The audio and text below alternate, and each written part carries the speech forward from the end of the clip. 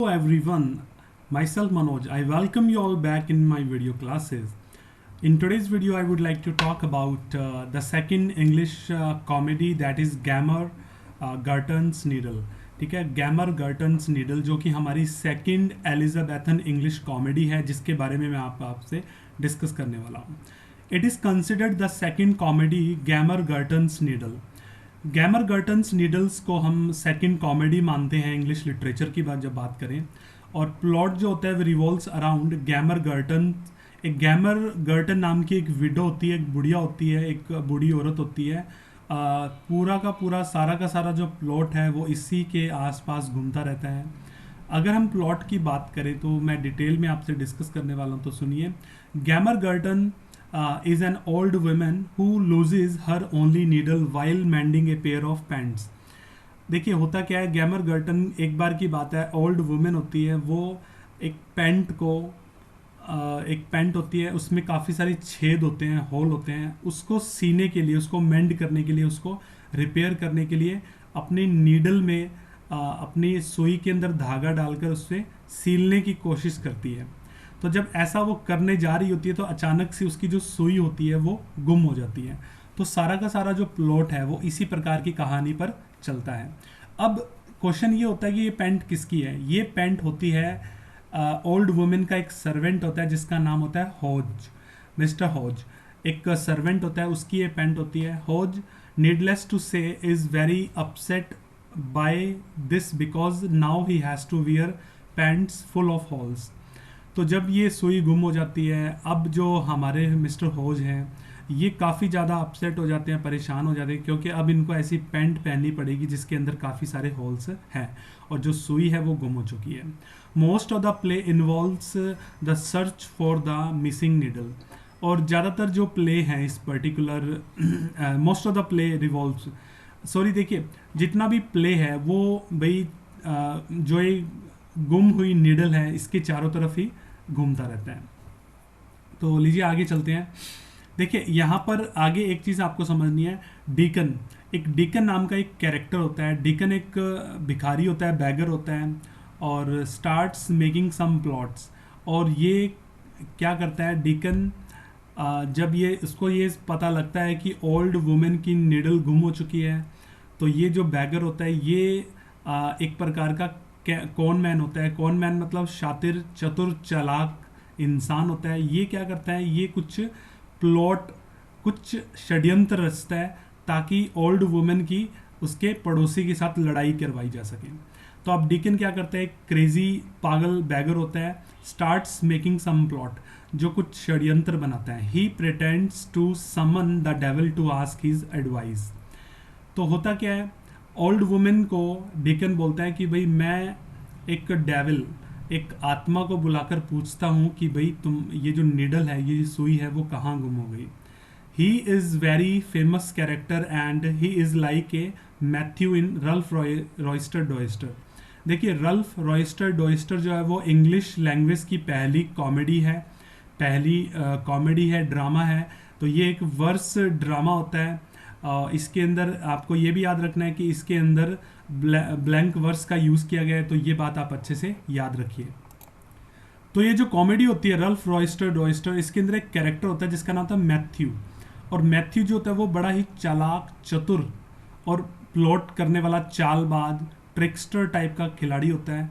तो यहाँ पर जो डीकन है वो एक भिखारी है और वो एक ट्रिक्स्टर है, वो एक चालबाज इंसान है. So Deacon and Matthew both are allegorical presentation of evil people. अगर हम बात करें रल्फ रॉयस्टर डॉयस्टर की, और साथ की साथ अगर हम बात करें जो गैमर जो नीडल है, ठीक है, जो गैमर नीडल है हमारी, गैमर गर्टन नीडल, अगर इन दोनों की हम बात करें तो इन दोनों के ही अंदर देखिए एक तरफ तो रल्फ रॉयस्टर डॉयस्टर के अंदर मैथ्यू और गैमर गर्टल नीडल के अंदर डीकन, ये दोनों ही एलिगरिकल प्रेजेंटेशन होते हैं इविल पीपल की, मतलब बुराई का प्रतीक होते हैं और बुराई को दर्शाते हैं. डीकन कहता है बुढ़िया से, क्लेम्स दैट, वो दावा करता है कि the devil told him that the answer to this problem would be found between cat, Rat and Chat. यहाँ पर डीकन वो ओल्ड वुमन से बोलता है कि मेरा दावा है, मैं ये दावे के साथ बात कह सकता हूँ क्योंकि डेविल ने अभी अभी मुझे बताया है कि ये जो प्रॉब्लम है ना, सुई गुम हो जाने की जो प्रॉब्लम है, ये भाई 3 चीज़ों के अंदर मिलेगी अपने को, या तो कैट में, या रैट में, और या फिर चैट में। और यहाँ पर चैट किसका नाम होता है मैं आपको बताता हूँ। चैट होता है ओल्ड वुमन की एक पड़ोसन होती है, एक उसकी नेबर होती है जिसका नाम होता है Dame Chat. Dame Dame Chat ये एक ओल्ड वुमन होती है who lives across the street, जो कि उस एक सड़क के उस दूसरी तरफ, गली के दूसरी तरफ रहती है। तो इस प्रकार से कहानी आगे चलती है। तो देखिए क्या होता है। Diccon now claims to have seen her steal the needle. अब डिकन जो होता है वो दावा करता है कि मैं जानता हूं कि तुम्हारी जो नीडल है वो किसने चुराई है। Separately he goes and tells Dame chat.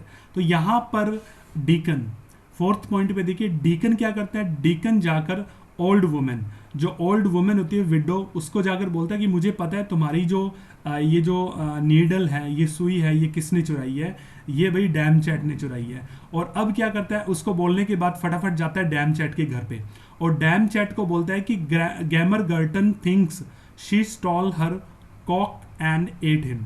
अब यहाँ पर गैमर गर्टन को जाकर डेम चैट को जाकर बोलता है कि गैमर गर्टन सोचती है कि भाई तुमने उसके मुर्गे को चुराया है और उसको पकाकर खा लिया है। Dame Chat is thoroughly angry at this unfounded accusation. अब यहाँ पर क्या होता है, डैम चैट काफ़ी ज़्यादा बहुत पूरी तरह से गुस्से में आ जाती है, क्योंकि उसके ऊपर जो आरोप है वो निराधार होते हैं कि भाई मैंने तो किसी प्रकार का कोई मुर्गा नहीं चुराया है, और क्यों वो बुढ़िया मुझ पे आरोप लगा रही है। तो ये बात डिकन जो होता है वो चालबाजी करता है, और वो इस प्रकार की परिस्थितियाँ क्रिएट कर देता है कि भाई डैम चैट और उस बुढ़िया की आपस में, गैमर गर्टन की आपस में लड़ाई हो जाए। तो वही होता है। तो देखिए आगे चलते हैं। Completely unfounded as it happens, for the cock is still alive this whole time. देखिए पूरे समय में क्या होता है, जो कुक होता है, जो कॉक होता है, वो मतलब कॉक अभी भी अलाइव है, जिंदा है, वो मरा नहीं है, उसको किसी ने पकाकर नहीं खाया। Gammer Gurton turns up at Chat's house. Gammer Gurton क्या करते हैं, मुड़ती है और चैट के घर पर पहुंच जाती है। एंड दे ले इनटू ईच अदर, और वो एक दूसरे के ऊपर टूट पड़ते हैं, हमला कर देते हैं। The two old women fight until both are on the ground. वो तब तक लड़ते रहते हैं जब तक कि वो लोग लड़ते लड़ते ग्राउंड पर नहीं गिर जाते। Gammer Gurton decides to get help. Gammer Gurton अब सोचती है कि भाई मुझे अब हेल्प लेनी चाहिए। So she calls in doctor rat. अब वो क्या करती है, एक डॉक्टर रैट नाम का एक पर्सन होता है, उनको बुलावा भेजती है कि भाई तुम आओ और मेरी हेल्प करो इस प्रॉब्लम को मतलब प्रॉब्लम को सॉल्व करने में। He is updated on the story. अब डॉक्टर रैट को सारी स्टोरी के बारे में बताया जाता है जब अब तक जो हुआ है। Diccon tells that he saw Chat steal the needle. Diccon जो होता है वो बोलता है कि भाई डिकन बताता है कि उसने देखा है कि भाई चैट ने उसकी नीडल को चुराया है, but also says he can show rat a place in chats garden.